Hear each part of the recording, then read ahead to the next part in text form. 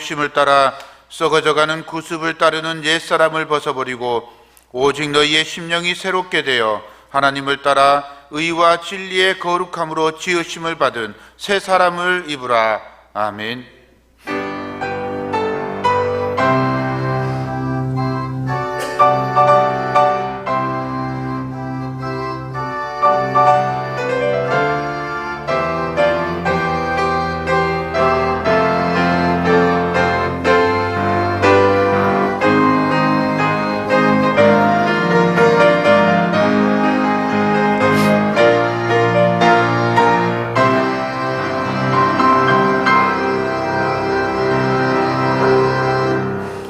자비로우신 하나님, 사순절 넷째 주일 한 주간을 보내면서 경험한 우리의 모든 삶을 주님께 올려드립니다. 각 가정과 삶의 자리에서 있었던 웃음과 울음, 슬픔과 기쁨, 행복과 불행을 가지고 주님 앞에 나와 예배합니다. 저희의 모든 예배를 받아 주옵소서. 우리의 약함을 아시는 주님, 약함 속에서도 일하시는 하나님의 말씀을 듣기 원합니다. 말씀 가운데 역사하시는 하나님을 통해 새 힘을 얻게 하옵소서. 우리의 구원자 되신 예수 그리스도의 이름으로 기원하옵나이다. 아멘.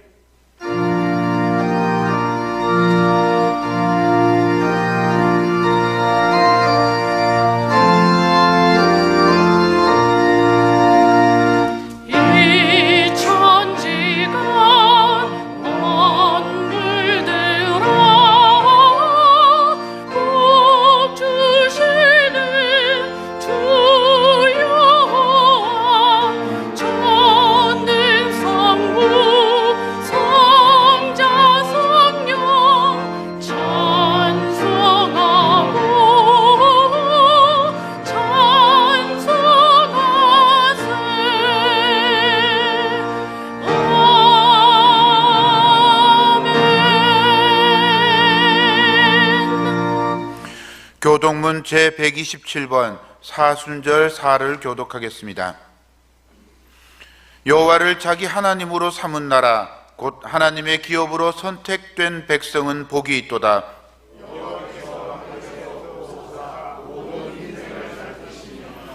곧 그가 거하시는 곳에서 세상의 모든 거민들을 굽어 살피시는도다.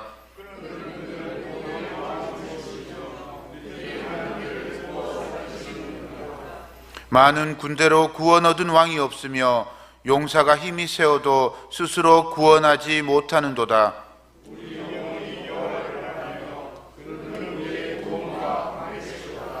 우리 마음이 그를 즐거워하며 우리가 그의 성호를 의지하였기 때문이로다.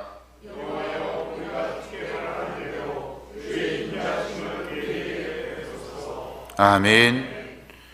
나는 전능하신 아버지 하나님, 천지의 창조주를 믿습니다. 나는 그의 유일하신 아들, 우리 주 예수 그리스도를 믿습니다.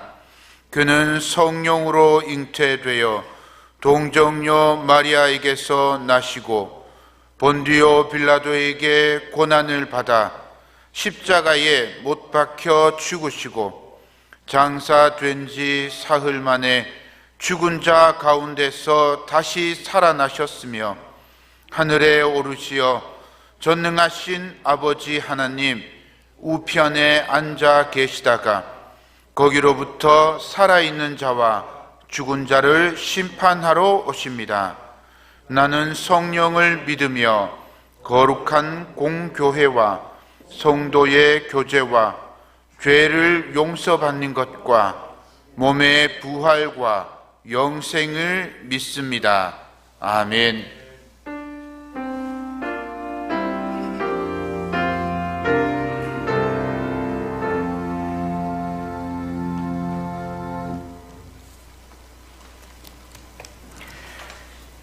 고마우신 아버지 하나님, 우리의 영혼을 사명에서 생명으로 건져주시고 선한 길로 인도하사 사순절 기간 십자가의 계절에 오늘 또 무거운 마음을 간직한 채 이 시간 영상으로 3부 예배를 드립니다. 글로벌 팬데믹이 선포된 코로나19 사태에 대하여 유엔과 WHO와 강대국들 모두가 그 어디서도 해결책을 내놓지 못한 채 공포와 두려움과 대규모 혼란을 겪고 있는 현 상황 속에 있습니다. 주 예수께서 십자가에 죽으시고 부활 승천하신 후 수많은 세월 속에 전 세계 어느 한 곳도 소돔과 고모라가 아닌 곳이 없는 가장 타락한 이 시대가 되었음을 보면서 우리 믿는 자의 잘못을 알고 회개하는 그런 귀한 시간이 되게 하옵소서. 여호와의 손이 짧아 구원치 못하심도 아니요 귀가 둔하여 듣지 못함도 아니라 오직 너희 죄악이 너희와 너희 하나님의 사이를 내었고 너희 죄가 그 얼굴을 가리워서 너희를 듣지 않으시게 함이라 하고 성경을 말하고 있습니다. 한국교회의 탐욕과 이기주의 속에 성도들을 주님의 제자로 양육하지 못하고 선대의 크리스찬으로 머물게 하고 적은 교회들의 고통을 묵인한 채 수평 이동을 용납하여 몸불리게만 힘을 쏟은 대형 교회들의 횡포 속에 공동으로 나누어야 할 하늘 자원을 독식하며 건물과 자체 유지비와 자기 노후를 생각한 자금 비축에 예산을 낭비하며 선교와 구제에는 생색만 내고 사랑과 관심의 메마름으로 상처받고 영원히 구원받지 못할 이단의 미혹에 빠지게 내버려둔 채 자기 지역 신학 출신이나 학연 중심으로 정치꾼으로 변신하여 스크럼을 짜면서까지 교회의 분열을 일삼는 한국교회의 강단을 주님이 치료하여 주옵소서. 모든 사람의 삶의 현장의 상황을 외면하고 무시한 채 제 아무리 아름다운 찬양과 형식의 예배가 신령과 진정으로 드려지는 참된 예배가 될 수 없음을 알게 하시고 하나님의 능력을 굳게 믿고 하나님의 말씀을 신실하게 증거하고 온 성도가 뜨겁게 기도하는 가운데 사랑과 근신하는 마음으로 제단을 섬길 때 눈부신 교회의 부흥이 될 수 있음을 깨달아 실천할 수 있도록 주님께서 인도하여 주옵소서. 교회의 공간에서 함께 드려지는 예배가 잠시 중단되었지만은 종교의 자유를 박해하는 시대도 아니고 모이기를 피하는 반기독교적인 조치가 아님을 인식한 채 사회적인 요구에 응답하는 책임 있는 행동으로 이 시간 저희 교회도 영상으로 예배를 드려오니 주님이 받아주시고 이 시간 김철민 담임 목사님의 준비된 말씀이 선포될 때 더욱 귀 기울여지게 하시고 지난날의 예배를 성찰해 보면서 주님께 찾김 받고 주님의 특별한 소유물로 삼아주시고 주님께 쓰임받는 귀한 성도들 되기를 간절히 소원합니다. 질병으로 인하여 생명 구하는 일로 최일선에서 수고하시는 의사, 간호사, 건강 업무자들의 건강을 지켜주시고 우리 모든 성도들은 일시적인 부자염 속에서 더욱 감사의 인사로 또 능동적 행동과 서로 간의 물리적인 거리를 유지하면서 헛소문과 가짜뉴스에 매혹되지 말고 팩트 사실을 외면 말고 현재의 재난을 극복하기 위한 서로의 힘을 합치고 각자 개인의 협력으로 스스로의 건강을 지켜갈 수 있도록 도와주옵소서. 긴 시간 영상 예배로 인한 안일한 마음과 지교의 소속감이 없어져서 자기식 행동의 예배를 드리는 성도들이 없도록 주님의 뜻을 빨리 거두시기를 간절히 기도드리며 우리의 회개를 받으시고 다가올 경제적 환난 가운데 주의 백성들을 지켜주시고 늘 흔들리고 불평 속에서도 그리스도만 바라보며 우리의 마음을 잡아주셔서 믿음에서 멀어지지 않게 하사 항상 기쁨과 감사와 사랑으로 충만케 인도해 주실 예수님 이름으로 간절히 기도드리옵나이다. 아멘.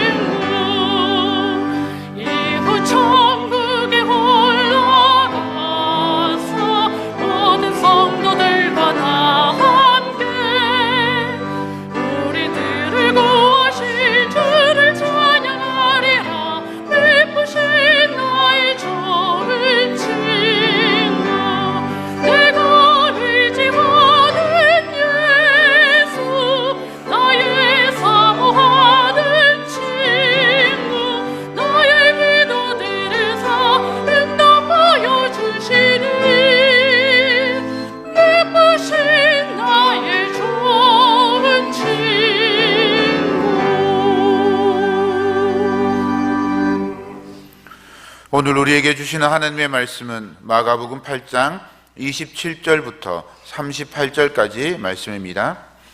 신약성경 67쪽에 있습니다. 하나님의 말씀을 받들어 읽겠습니다. 예수와 제자들이 빌립보 가이사랴 여러 마을로 나가실새 길에서 제자들에게 물어 이르시되 사람들이 나를 누구라고 하느냐? 제자들이 여짜와 이르되 세례 요한이라 하고 더러는 엘리야 더러는 선지자 중에 하나라 하나이다. 또 물으시되 너희는 나를 누구라 하느냐? 베드로가 대답하여 이르되 주는 그리스도 신이이다 하매 이에 자기의 일을 아무에게도 말하지 말라 경고하시고 인자가 많은 고난을 받고 장로들과 대제사장들과 서기관들에게 버림받아 죽임을 당하고 사흘 만에 살아나야 할 것을 비로소 그들에게 가르치시되 드러내놓고 이 말씀을 하시니 베드로가 예수를 붙들고 항변하매 예수께서 돌이키사 제자들을 보시며 베드로를 꾸짖어 이르시되 사탄아 내 뒤로 물러가라. 내가 하나님의 일을 생각하지 아니하고 도리어 사람의 일을 생각하는도다 하시고 무리와 제자들을 불러 이르시되 누구든지 나를 따라오려거든 자기를 부인하고 자기 십자가를 지고 나를 따를 것이니라. 누구든지 자기 목숨을 구원하고자 하면 잃을 것이요 누구든지 나와 복음을 위하여 자기 목숨을 잃으면 구원하리라. 사람이 만일 온 천하를 얻고도 자기 목숨을 잃으면 무엇이 유익하리요? 사람이 무엇을 주고 자기 목숨과 바꾸겠느냐? 누구든지 이 음란하고 죄 많은 세대에서 나와 내 말을 부끄러워하면 인자도 아버지의 영광으로 거룩한 천사들과 함께 올 때에 그 사람을 부끄러워하리라. 아멘. 다 같이 일어나셔서 하나님께 봉헌하겠습니다.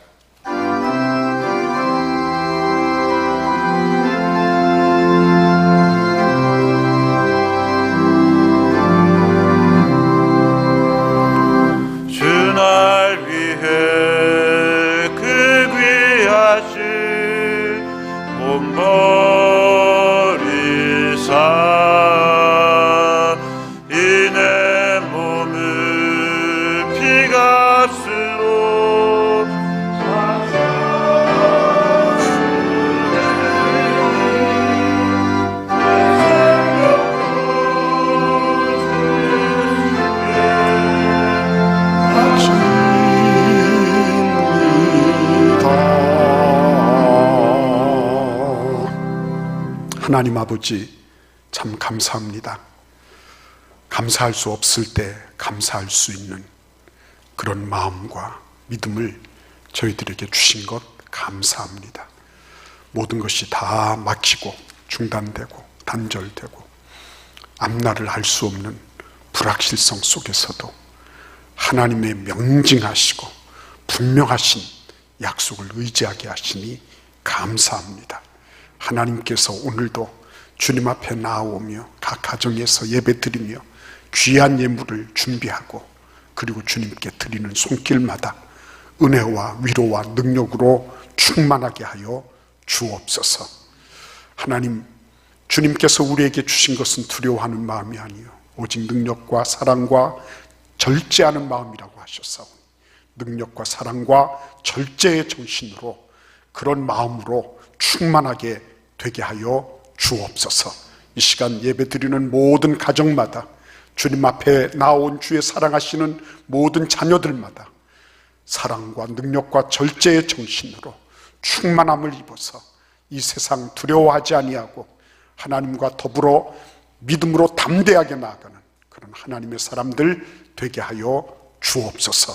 악한 마귀들이 한 길로 들어왔다가 7길로 도망치는 모든 역경과 환난과 질고가 한 길로 들어왔다가 7길로 도망치는 그런 놀라운 은혜와 능력의 역사가 있게 하여 주옵소서.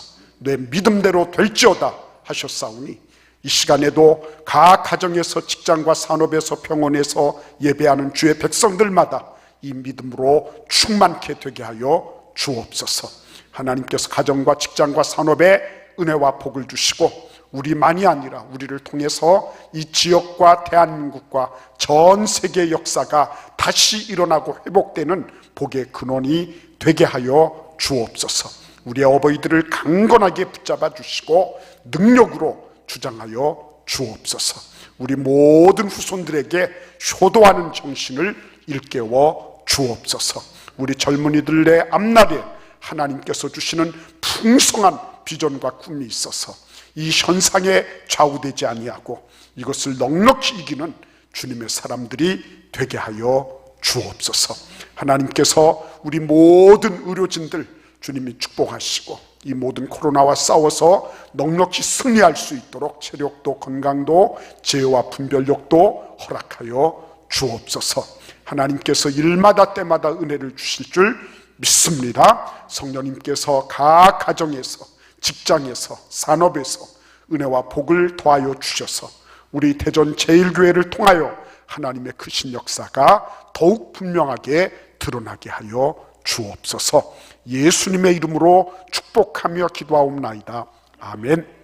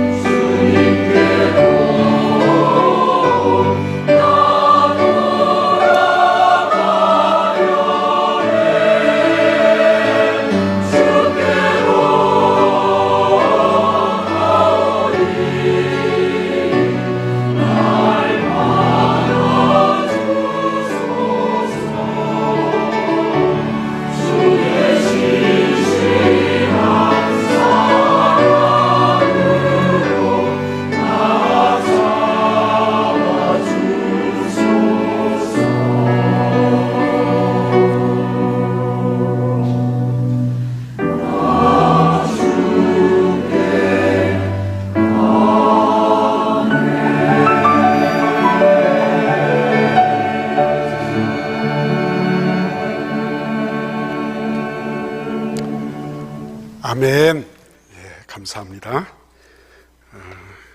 귀한 찬양 감사드리고 지금도 각 가정에서 이렇게 동영상을 시청하시면서 예배드리는 여러분 한 분 한 분에게 하나님이 주시는 풍성한 은혜와 능력이 충만하기를 간절히 기원합니다. 우리가 지금 훈련을 잘 받고 있는 것 같아요. 아까 기도하신 대로 혹시나 우리가 이렇게 편안한데 이렇게 익을 수도 있지만 그러나 우리 교회는 그런 교회는 아니잖아요. 그러니까 넉넉히 이기는 그런 과정을 우리가 지금 실험하고 있다고 생각을 합니다. 오늘 예수님이 그리스도입니까? 예수님이 우리의 구원자가 되십니까? 라는 그런 제아의 말씀을 함께 나누고자 합니다. 세계적인 기업인 마이크로소프트의 창업자인 빌 게이츠가 5년 전에 그런 얘기를 했대요.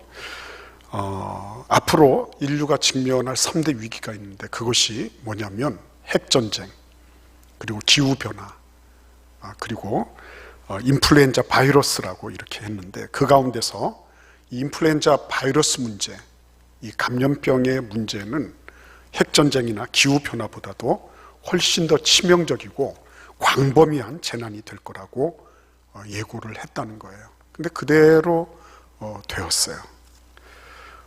정말 빌 게이츠는 어떤 면에서 보면 범세계적인 그런 재난의 문제를 콕콕 집어서 얘기를 했다고 말을 할 수 있을 것입니다. 근데 예수님은 범인류적인 문제, 세계적인 문제뿐만 아니라 영혼의 문제, 역사적이면서도 영혼의 문제, 근본적인 문제를 우리에게 제시하고 계신 것입니다. 이게 왜 중요하냐는 거예요. 빌 게이츠는 그래봐야 한 세상 사는 거잖아요. 이래도 저래도 우리는 한 세상 살 거예요. 이 문제를 겪고 난다고 해서 다 그게 종료되는 것이 아니고 또 다른 문제를 만나게 될 거예요. 그러나 예수께서 지금 말씀하신 것은 유일해적이면서도 영원한 문제예요.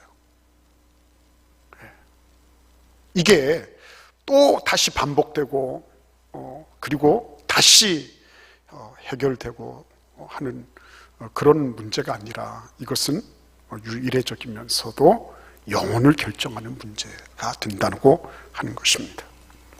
오늘 예수님께서 빌립보 가이사랴 지역으로 가셨죠. 이곳은 북부 지역입니다. 시원한 곳이에요. 상대적으로 예수님께서 아마도 제자들과 더불어서 소풍을 가신 것이 아닌가, 말하자면 수련회를 떠나신 게 아닌가 이렇게 생각이 되는 것입니다. 그곳에서 예수님이 그 질문을 하시죠. 사람들이 나를 누구라고 하느냐, 이 질문하십니다. 예수님이 이 질문을 하실 때 다른 얘기를 언급할 게 없어서 이런 말씀을 하셨을까요? 지금 한 가지니까 예수님이 그냥 한번 툭 하고 던져보신 말씀일까요? 그것은 아닐 거예요. 예수님이 비록 그때 당시까지 갈릴리를 중심으로 해서 광범위한 그런 사역을 감당하고 계셨음에도 불구하고 문제는 다 해결된 게 아니었어요. 여전히 병자들도 있었고 여전히 수많은 귀신 들린 자들도 있었고 이런저런 문제 때문에 고통당하고 있는 그런 사람들 여전히 많이 있었습니다. 근데 그 와중에 예수님께서 너희는 나를 누구라고 하느냐, 사람들이 세례 요한이다, 엘리야다, 아니면 여러 선지자 중에 한 사람이다 이렇게 얘기를 할 때 예수님께서 그 다음 아주 중요한 말씀이죠. 너희는 나를 누구라고 하느냐. 사람들이 얘기하는 거 말고 너희는 나를 누구라고 하느냐. 이 질문은 가장 핵심적이면서도 가장 본질적인 질문이 아닐 수가 없었죠. 너희는 나를 누구라고 하느냐. 앞으로 우리가 보겠지만 주는 그리스도십니다. 베드로가 그렇게 대답을 하죠. 주는 그리스도십니다. 이 질문, 그리스도라는 말씀이 뭐죠? 구원자, 메시아, 그렇죠? 우리의 모든 문제, 인생이 직면한 모든 현안들 뿐만 아니라 오고 오는 수많은 그런 세대를 통해서 영원히 하나님께서 깨끗하게 해결해 주실, 그렇죠? 모든 문제에 대한 해결자가 되신다고 그렇게 고백하는 거예요. 이 자리에 함께 이 동영상을 시청하고 있는 모든 분들 생각해 보십시오. 여러분들이 내가 그리스도인이다, 내가 교회를 다니면서 세례를 받았습니다, 나는 성도입니다, 나는 어떤 직분을 가진 사람입니다, 이렇게 얘기를 할 때 그건 뭘 의미를 하죠? 다 우리는 기본적으로 세례를 받을 때부터 예수님이 그리스도라고 고백하며 세례를 받은 사람입니다. 예수님이 내 모든 현안, 내가 직면해 있는 모든 문제, 내가 앞으로 치고 나가야 될 그런 모든 미래의 문제에 대해서도 예수님이 나의 구주가 되십니다 라고 고백했기 때문에 여러분들이 그리스도가 된 거예요. 그렇기 때문에 이 그리스도입니다 라고 하는 이 대답은 모든 그리스도인들, 이미 하늘나라에 들어가신 우리 어르신들로부터 시작해서 우리 어린 아이들, 부모님과 더불어서 지금도 가정예배 드리고 아니면은 지금도 아직도 잠자고 있는 그런 아이들이 있을 수 있죠. 그런데 그런 아이들 이르기까지, 아직까지 우리가 보지 못하는 다음 세대 이르기까지 예수님이 우리의 구원자가 되십니다. 이 확고부동한, 움직일 수 없는, 이 고정불변한 이 예수님에 대한 고백, 이거를 중심으로 교회가 지금 존재하고 있는 거예요. 이 질문이 없으면 그리스도인이라는 정체도 없는 거고 교회도 필요가 없습니다.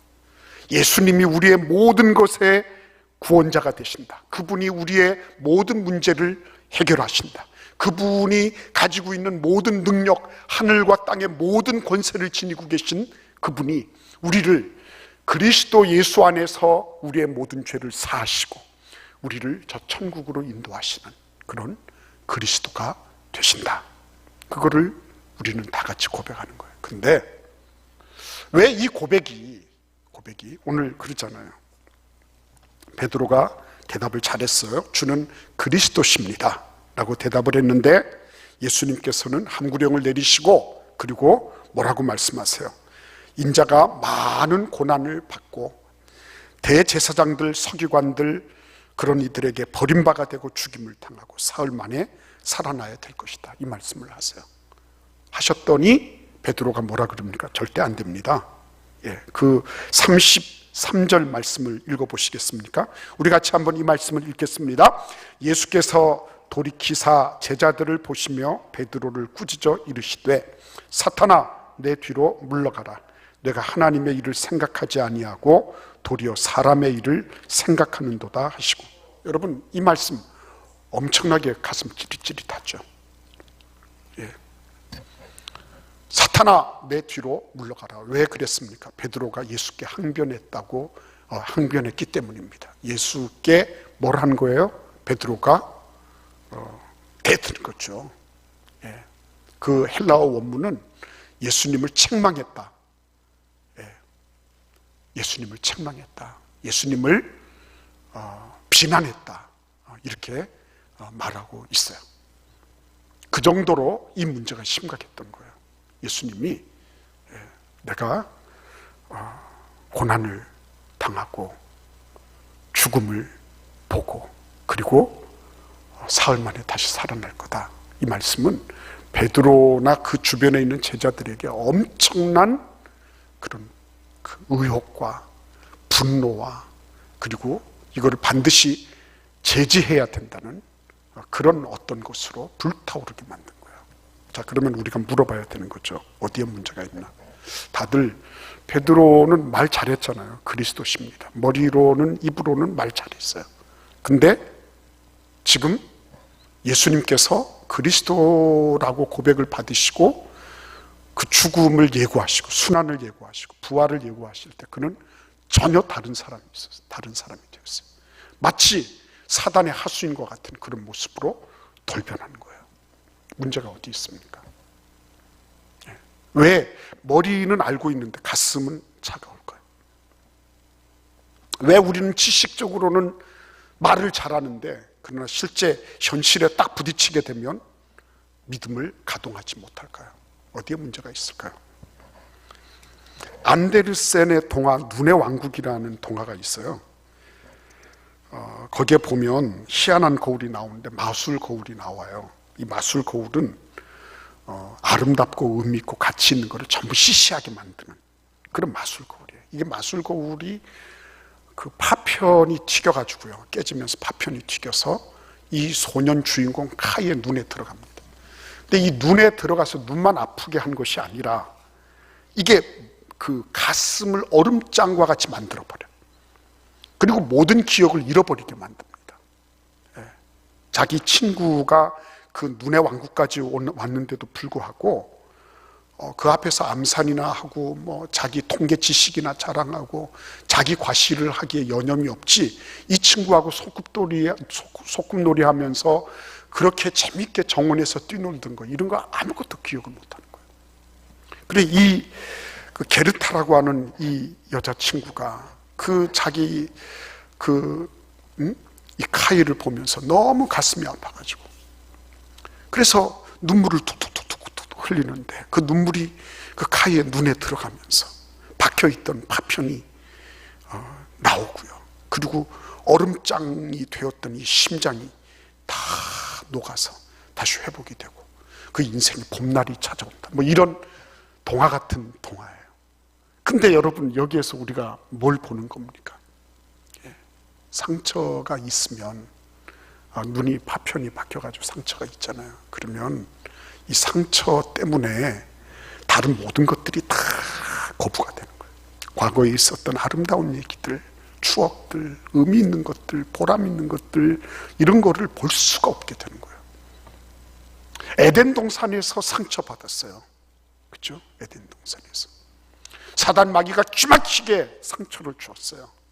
그리고 인간은 그거를 여지없이 다 받아서 동산으로부터 쫓겨났어요. 그 이후로 인간은 서로 상처를 주고받는, 그죠? 팬데믹만 있는 게 아니에요.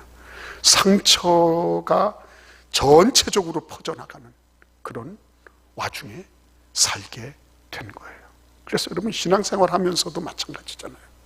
신앙생활 하면서 여러분이 항상 꽃길만 걸었습니까? 신앙생활 하면서 항상 격려만 받고 항상 정말 사랑 안에서만 있었습니까? 상처받거든요. 상처를 받으면 이런 것들이 이렇게 와서 닿지 않아요. 닿지 않습니다. 내가 왜 거부할까?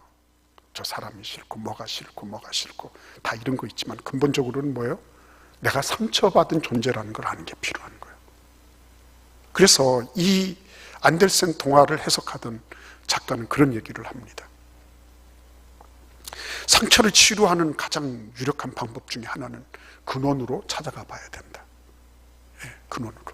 그 마술 거울의 파편이 깨지면서 이 카이의 눈으로 들어왔던 거.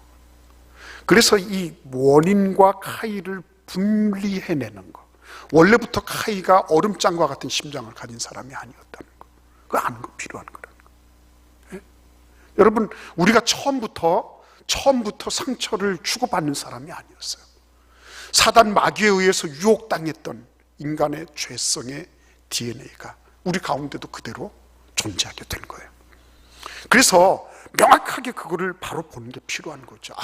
하나님께서 우리를 아름답게 지으셨다. 저 사람도 아름답게 지으셨고 나도 아름답게 지으셨다. 남편도 아름답게, 아내도 아름답게, 그렇죠? 시집도 처가도 아름답게 하나님이 지으셨다. 그거를 처음부터 아는 거예요. 이거를 처음부터 마치 죄악의 어떤 것인 것처럼 그렇게 보게 만들고, 그리고는 그 모든 것들을 다 뭉뚱거려서 정죄하고 비난하게 만드는 것. 사단의 분열작전이에요. 그래서 여러분, 상처를 받은 영혼들은 좋은 것을 좋은 것으로, 은혜를 은혜로 받을 수도 없고 볼 수도 없어요. 두 번째, 왜 그러면 머리로는 아는데 가슴으로 내려오지 않나? 그 그리스도에 대한 고백이 왜 현실적으로 작동되지 않나? 베드로의 경우를 얘기해 볼까요, 여러분? 베드로는 왜 그랬을까요? 지금 잘 나가고 있잖아요. 예수님 곁에 있으면서 놀라운 기적도 보고, 다 누렸잖아요. 그리고 앞으로 예수님께서 이렇게 계속 하시다 보면 왕으로 옹립될 것이고, 그러면 뭐 따놓은 당상이라 그러잖아요. 그죠? 좌의정이건 우의정이건 뭐 영의정이건 뭐 하나 한 자리 할 거예요. 그거 가지고 실제로 다툰 적도 있고, 제자들이. 근데 지금 예수님께서 그렇게 말씀하시니까 어떻게 된 거죠? 미래에 대한 꿈이 와장창 깨진 거예요. 그래서 나중에 예수님께서 아무든지 나를 따라오려거든 자기를 부인하고 하신 말씀하신 이유가 거기에 있는 거예요. 내 꿈과 내가 바라는 것과는 전혀 다르게 가거든요. 그 듣기 싫어. 그리스도라고 고백하는 거 입으로는 하지만 내 삶으로는 고백하기 싫어요. 왜요? 내 생각하고 달라. 내 의견하고 달라. 내가 지향하던 목표하고 달라요. 내가 그리던 청사진하고 달라요. 그러니까 나는 입으로는 그리스도라고 얘기하지만 가슴으로는 그리스도라 그래도 별로 아무런 감흥이 없어요. 찌릿하지가 않아요. 예수 그리스도 그분에 대해서 생각해도 별로 그분은 그분이고 나는 나라는 그런 냉담한 생각을 가지게 되는 거예요. 베드로 그랬습니다. 베드로의 이반 현상은 단순하게 베드로의 문제가 아니었음을 오늘 우리 성경을 통해서 우리는 보게 되는 거예요. 내가 원하던 그림하고 다르게 됐을 때 나는 예수님을 과연 그리스도라고 고백할 수 있나? 내가 지향하던 나의 목적이나 내 뜻과 전혀 다르게 가고 있을 때, 그럼에도 불구하고 나는 예수님을 나의 구원자라고 고백할 수 있나 하는 거예요. 그래서 예수님께서 31절 말씀을 하신 이후에 그 과정을 거치면서 예수님이 그리스도이심을 말씀하시는 그 장면, 그죠? 놀라운 장면이죠. 예수님이 진짜 그리스도이시다 라고 하는 것을 우리가 한번 살펴보도록 하겠습니다. 다 함께 31절 말씀을 한번 같이 읽어볼까요? 인자가 많은 고난을 받고 장로들과 대제사장들과 서기관들에게 버림받아 죽임을 당하고 사흘 만에 살아나야 할 것을 비로소 그들에게 가르치시되, 그랬어요. 비로소. 그리고 이것은 그냥 말씀으로 그냥 말씀하시되가 아니라 가르치셨다 그랬어요. 교육이 필요한 장면이었어요. 교육이. 이건 그냥 의사를 소통하고 그냥 말로 이해되는 문제가 아니었다는 거예요. 이건 교육이 필요한 문제였다. 어떤 게요? 예수님이 고난을 당하시고 버림당하시고 죽으시고 부활하신 이 장면은 그냥 대면대면하게 얘기해서 이해될 수 있는 것이 아니었기 때문에 예수님은 가르치셨다고 이렇게 말씀하고 계세요. 근데 뭘 가르치신 겁니까? 그래요. 표면적으로 보면 고난에 대한 말씀을 하신 겁니다. 호주의 행동학자 있죠. 인간 행동학자 데스먼드 모리스, 털없는 원숭이라는 책으로 유명한 학자예요. 근데 이분이 인간 동작의 신뢰 척도를 만들었어요. 그러니까 인간의 동작이, 인간이 이렇게 존재하고 행동하잖아요. 근데 그 동작 가운데 신뢰할 만한 그런 그 척도가 있다는 거예요. 그래서 제일 신뢰할 수 있는 게 뭐냐? 인간의 자율신경 신호라는 거예요. 심장은 뛰잖아요. 누가 뭐라고 해도. 호흡은 하잖아요. 자율신경은 움직이잖아요. 두 번째로 신뢰할 만한 게 하지 신호랍니다. 하지 신호. 지금도 여러분들 다 이렇게 있죠. 그죠? 근데 이 다리가 보이는 신호가 이게 굉장한 신뢰도가 있다는 거예요. 세 번째 신뢰할 만한 게 몸의 중추 부분 신호라는 거예요. 중추 부분. 네 번째 신뢰할 만한 게 쉽게 발견되지 않는 손짓이 있답니다. 쉽게 발견되지 않는 손짓. 네 번째는 눈에 보이는 손동작. 다리에서 손으로 왔죠. 그리고 마침내 어디까지 와올까요? 표정. 표정입니다.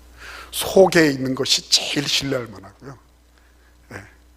다리에서 몸의 중추로 보이지 않는 손동작으로, 보이는 손동작으로, 그 다음에 어디로 와요?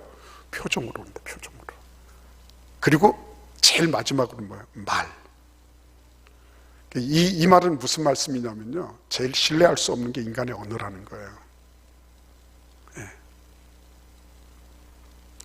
그러니까 인간의 언어가 얼마나 많이 오염되어 있는가, 그렇죠? 그 말로다가 이렇게 얘기하는 걸 잘 믿지 못하잖아요, 사람들이.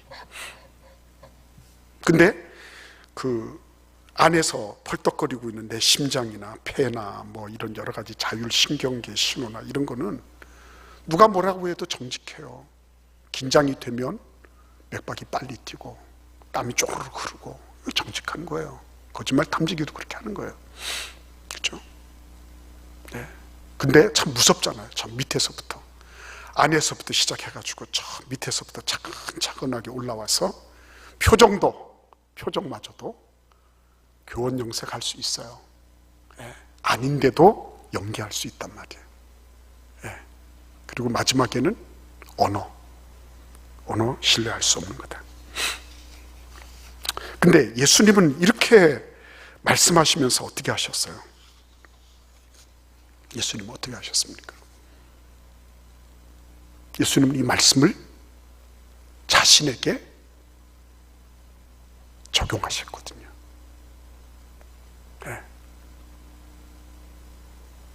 사람들의 진위가 진짜냐 가짜냐가 드러날 때가 어느 때냐면, 자기가 통제할 수 없는 부분이 나타날 때예요.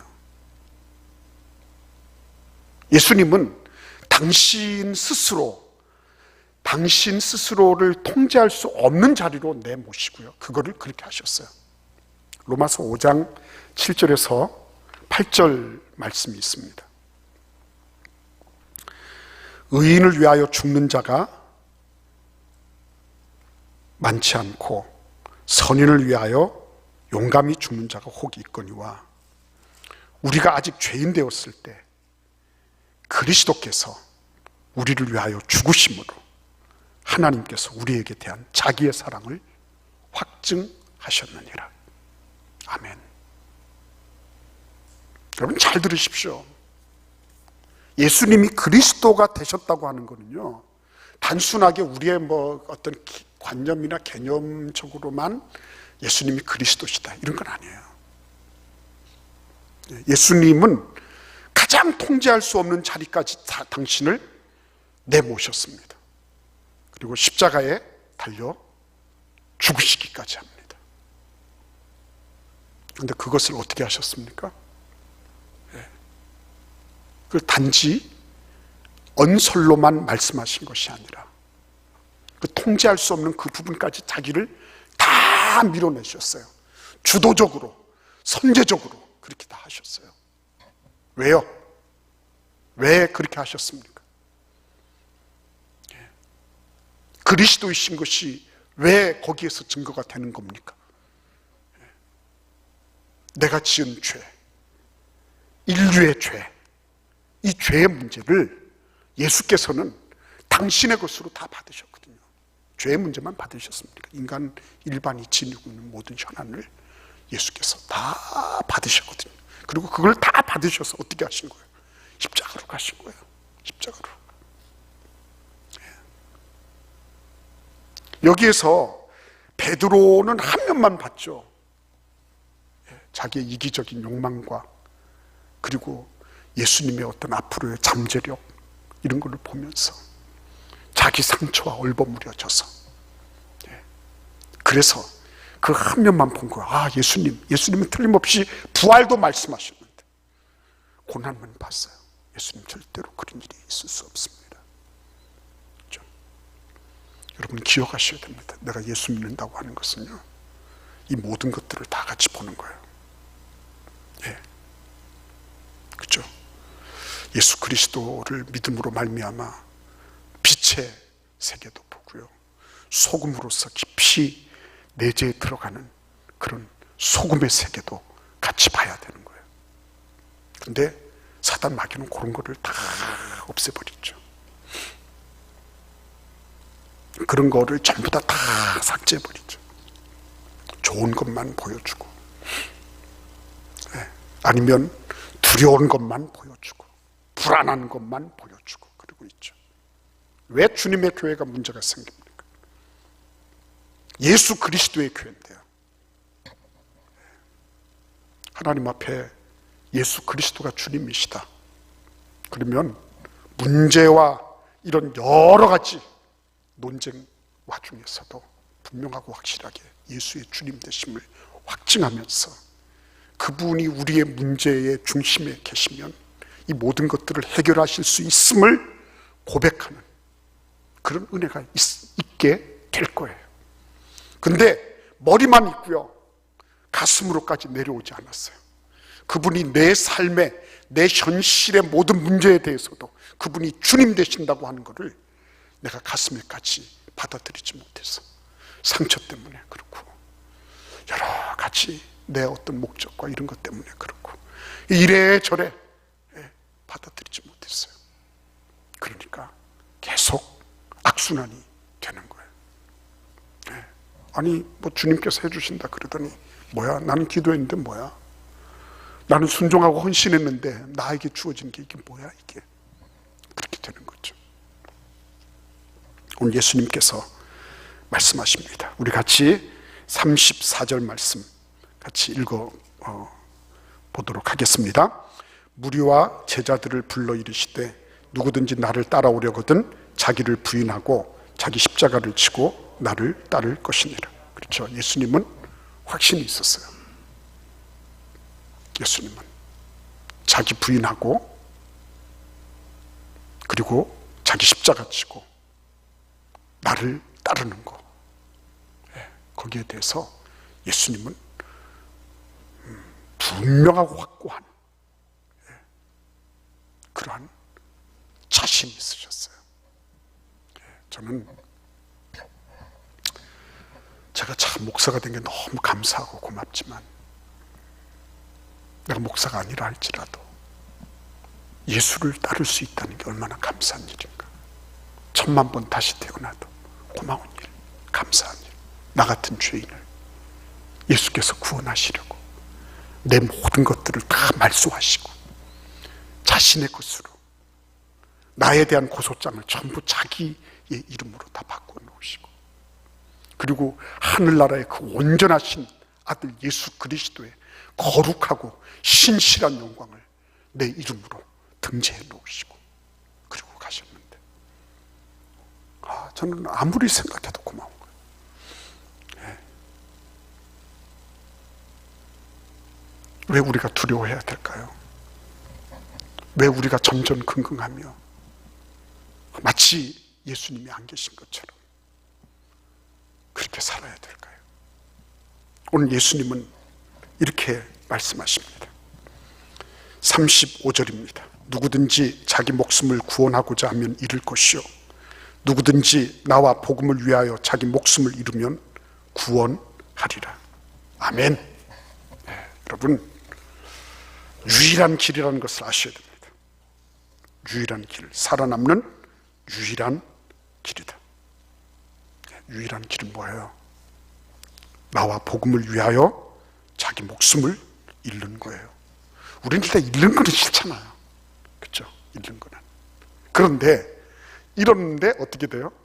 다 얻었어. 그렇죠? 예수님 십자가에서 잃으셨는데 다 얻으셨어. 그렇죠? 저 밑바닥까지 낮아지셨는데 하늘 보좌 위에까지 높아지셨어요. 우리가 너무 단기적인 손익 계산에 너무 빠른 게 아닌가 하는 거예요. 멀리 봐요. 멀리 봐야 됩니다. 예수님께서 너희들이 사는 길은 잃는 길이다. 지금 당장 힘들어도 나와 복음을 위하여 잃는 그 길이 영원히 사는 길이고 얻는 길이다. 이렇게 말씀하시는 거예요. 마가복음 10장 29절 30절 말씀을 같이 읽어보겠습니다. 예수께서 이르시되 내가 진실로 너희에게 이르노니 나와 복음을 위하여 집이나 형제나 자매나 어머니나 아버지나 자식이나 전토를 벌인 자는 현세에 있어 집과 형제와 자매와 어머니와 자식과 전토를 100배나 받되 박해를 겸하여 받고 내세의 영생을 받지 못할 자가 없느니라. 아멘. 예. 유일한 생존 방법이에요. 생존 방법치고는 너무 아름다운 생존 방법. 예수 그리스도와 복음을 위하여 이룬 것이다. 단기적인 손실, 아픔, 고통 있다. 그러나 영원한 보상이 있다. 이렇게 약속하시는 거예요.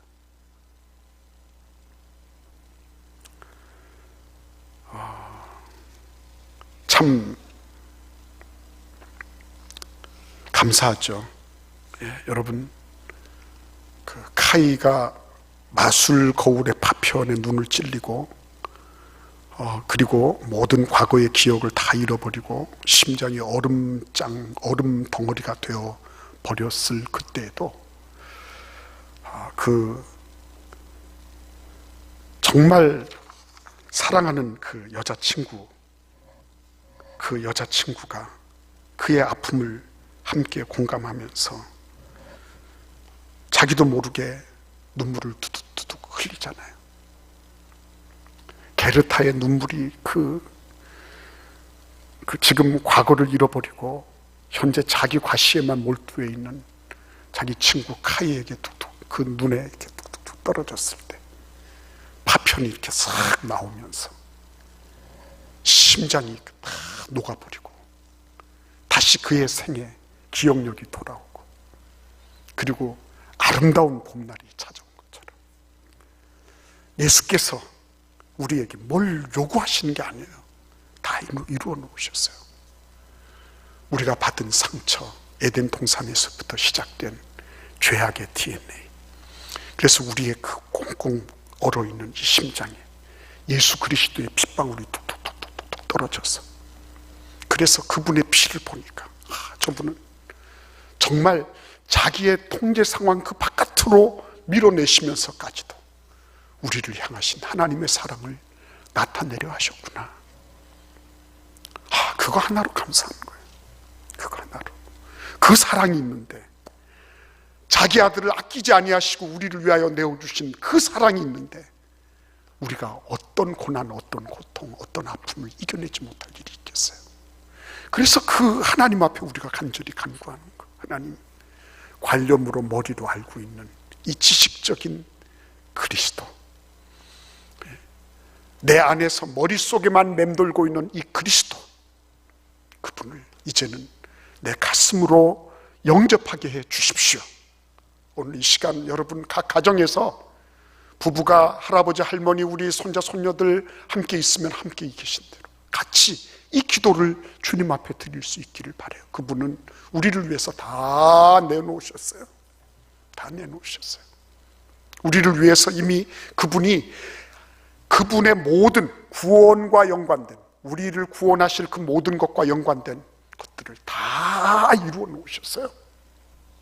우리가 거기에다 더하고 보탤 게 없어요. 우리는 단지 그 예수 그리스도, 우리의 구원자 되신 예수 그리스도께 나아가서 예수님, 나에게 문제가 이래요. 내 삶이 이래요. 내가 이것 때문에 아파요. 내가 이것 때문에 냉담해요. 내가 이것 때문에 정말 의심스러워요.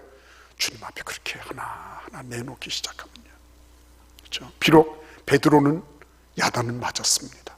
그럼에도 불구하고 예수님하고 일단 소통을 하잖아요. 그러니까 베드로예요. 오늘 우리 사랑하는 대전체일의 모든 주의 백성들이 하나님 앞에서 예수 그리스도가 나의 그리스도십니다. 그분이 나의 모든 생의 주님이 되십니다. 그분이 나의 구원자가 되십니다. 이 고백을 절절히 하면서 믿음으로 승리하는 그런 은혜가 있기를 기원합니다. 기도하겠습니다. 영원한 구원자가 되신 예수님 감사합니다. 머릿속으로만 맴돌고 있는 그런 박제된 그리스도가 아니라 내 가슴 속에 살아서 역동하시는, 나를 위하여 자신을 통제 밖으로 내밀기까지 나를 사랑하신 그 예수 그리스도를 나도 뜨겁게 사랑하며 이 광야의 길을 승리하며 나아가게 하여 주옵소서. 예수님의 이름으로 감사하며 기도하옵나이다. 아멘. 오늘 오후 1시에는 마스크를 착용하고 손소독을 하고 열이 있는 분은 안 나오시면서 당회를 열 거예요. 그래서 당회를 통해서 오늘 원래는 이번 주일까지 우리가 동영상 예배를 드리기로 했는데 이런 동영상 예배 문제라든지 이런 거를 당회적으로 함께 논의하게 될 것입니다. 40일 순례의 길을 함께하고 계신 여러분들 대단히 감사드려요. 함께하지 못해서 나는 이거 다 못해, 이렇게 긴 거를 내가 어떻게 이렇게 하지 마시고 그 가운데 하나라도 하시면 돼요. 또 하다가 조금 중단했다 할지라도 또 중단된 데서부터 다시 하면 되세요. 그걸 했다고 해서 우리가 믿음이 좋다거나 하나님 우리를 더 사랑하시거나, 그걸 안 하셨다고 해서 하나님 우리를 덜 사랑하시는 게 아니에요. 하나님은 우리를 이미 당신의 아들을 우리를 위해 내주실 정도로 최고로 가장 완벽하게 완전하게 더 이상 사랑하실 수 없을 정도로 사랑하고 계세요. 그렇기 때문에 순례의 길은 그 사랑에 대한 감사의 표현이지 이거 해야지 내가 사랑받는다 이런 거 아니에요. 그러니까 걱정하지 마시고 하시면 돼요. 그리고 우리가 동영상 예배 언제까지 할지 모르지만 예배 드릴 때 그냥 이렇게 작은 이런 거 감이라든 이런 거 가지고요, 어린 아이들도 헌금하는 훈련을 하는 게 필요해요. 하나님께 드리는 훈련 잘 할 수 있도록 이렇게 해주시면 좋겠습니다. 다 함께 일어나셔서 88장 찬송을 부르겠습니다.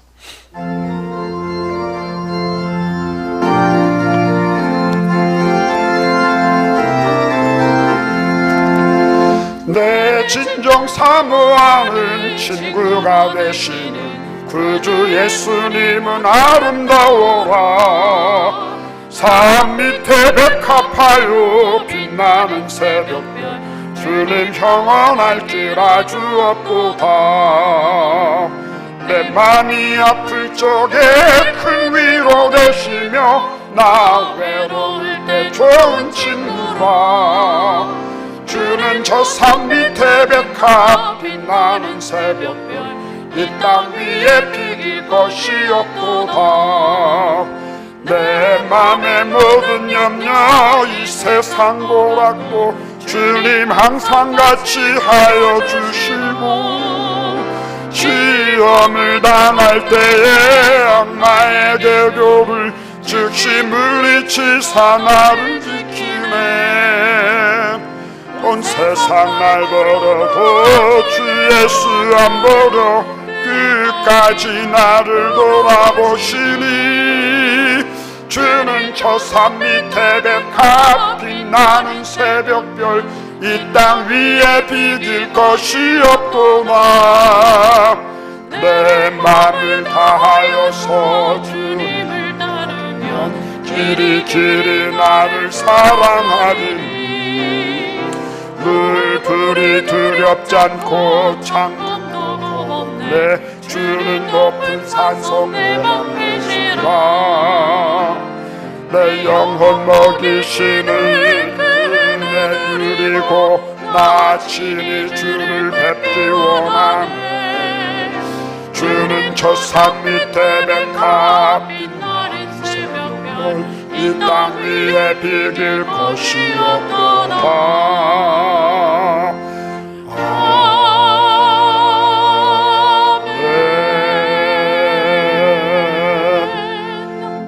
우리 김영철 권명희 선교사님이 이번 주 목요일 날 이제 탄자니아로 입국하게 됩니다. 하나님께서 그 가운데서도 은혜를 주시고, 또 이런 모든 바이러스가 이제 아프리카에 상륙했다 이렇게 막 떠들고 있는데 물도 없고요 거기는. 그래서 여러 가지 문제가 많이 있는데 하나님 보호하여 주시고 탄자니아와 아프리카를 긍휼히 여겨 주시도록 여러분 기도해 주시고, 그곳에서 비자를 잘 구득할 수 있도록 이렇게 기도해 주시기를 부탁드립니다. 부탁드립니다. 기도하겠습니다. 하나님 감사합니다. 우리 대전 제일교회를 축복하셔서 이렇게 동영상으로라도 한 주님, 한 영 안에서 함께 예배할 수 있는 은혜 주신 것을 감사드립니다. 주님께서 한 가정 복의 복을 더하시고 지금 힘들고 어려워도 이런 단기적인 고통과 아픔 속에서도 멀고 먼 영원한 세계를 바라볼 줄 아는 믿음의 역량이 있는 그런 귀한 주의 백성들 다 삼아 주옵소서. 지금은 우리 주 예수 그리스도의 은혜와 아버지의 극진하신 사랑과 성령의 교통 교제하심이 이 시간 주님이 나의 구원자, 나의 그리스도십니다 라고 고백하며 현재의 삶에서, 앞으로의 삶에서 예수 그리스도의 그 놀라운 능력으로 살아가는 사랑하시는 주의 백성들 머리머리 위에 지금부터 영원토록 함께 하시기를 간절히 축원하옵나이다. 아멘.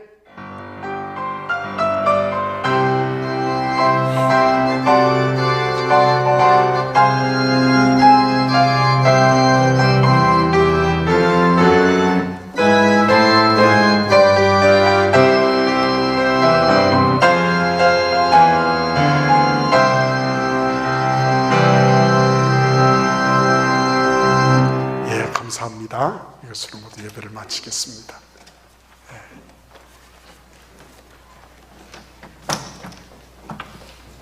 이동재 선교사님,